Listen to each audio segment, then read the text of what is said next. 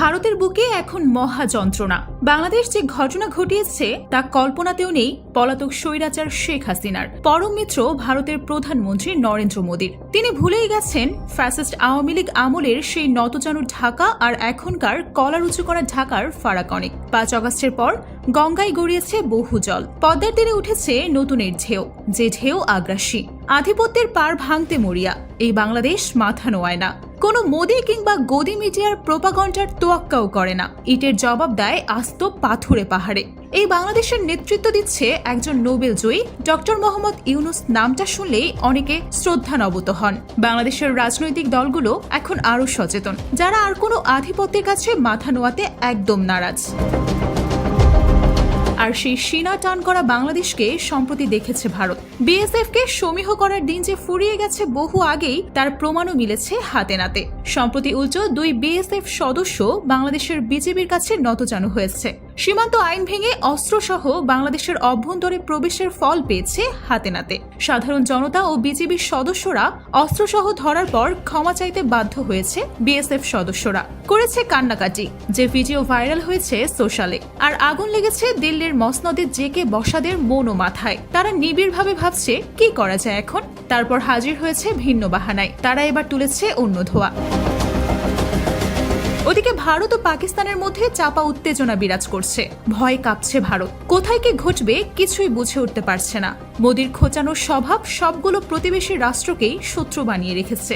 হিন্দুত্ববাদের ধোঁয়া তুলতে গিয়ে মানবিকতার কথাই ভুলে গেছে মোদি। নেপাল, ভুটান, শ্রীলঙ্কা থেকে শুরু করে কোনো প্রতিবেশী দেশই আর ভারতকে ভালো চোখে দেখে না।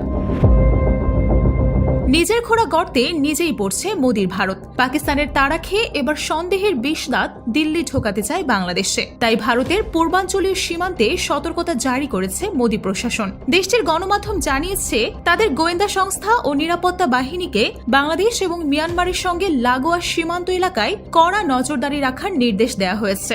ভারতের দাবি, এসব সীমান্ত এলাকায় পাকিস্তানের গোয়েন্দা, আইএসআই ও তাদের সামরিক কর্মকর্তারা কার্যক্রম পরিচালনা করছে। যদি এটা অনেকটা জোছনায় বোতল ভূত দেখার মতো।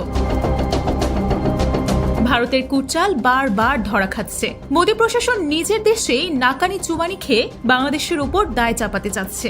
সাম্প্রতিক পশ্চিমবঙ্গের মুর্শিদাবাদে ওয়াকফ আইন নিয়ে বিক্ষোভের আর সহিংসতার দায়ও তারা বাংলাদেশের উপরই চাপিয়েছিল। যদিও পশ্চিমবঙ্গের মুখ্যমন্ত্রী মমতা ব্যানার্জি হাটে হাড়ি ভেঙে মোদির মুখোশ খুলে দিয়েছে।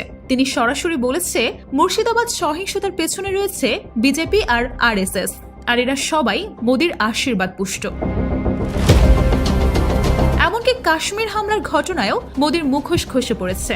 দেশটির বিরোধিতার সরাসরি বলেছে এই হামলার সম্পূর্ণ দায় মোদি সরকারের। তারা ভোটে জিততেই এই কাজটি করেছে। অনেকেই বলছেন এই হামলার সরাসরি পরিকল্পনাকারী অমিত শাহ। তিনি হামলার আগে কাশ্মীরে গিয়ে সব পরিকল্পনা করে এসেছিলেন। আর যারা সরাসরি কথা বলছেন না, তারা তুলেছেন প্রশ্ন। ভারতের সামরিক বাহিনীর একটা বড় অংশ কাশ্মীরে মোতায়েন করেও জনপ্রিয় পর্যটন কেন্দ্রে এমন হামলার ঘটনা ঠেকানো গেল না কেন? কেন কোনো তথ্যই পেল না ভারতের কথিত বাঘা বাঘা গোয়েন্দা সংস্থাগুলো? কাশ্মীর ইস্যুতেও ধরা খেয়ে মোদি এবারও সেই পুরনো তরিকায়। এবার তার চোখ মুসলিম আর বাংলাদেশের দিকে। পরাজিত মোদি বিষণ্ণ বদনে একটু স্বস্তি পেতে চায়, আর তাকে সেই দুদণ্ড শান্তি দেয় হিন্দুত্ববাদ আর বাংলাদেশ। বাংলাদেশকে নিয়ে কথা বললেই মোদির দল পায় লাইক, কমেন্ট, শেয়ার। তাতে দলের ভিউ বাড়ে। তবে সমস্যা হচ্ছে অন্য জায়গায়। মোদি বাংলাদেশকে ভিলেন বানাতে গিয়ে নিজেই ভিলেন বনে যায়। কাকের ময়ূর সাজার শখও তাই থাকে অপূর্ণ।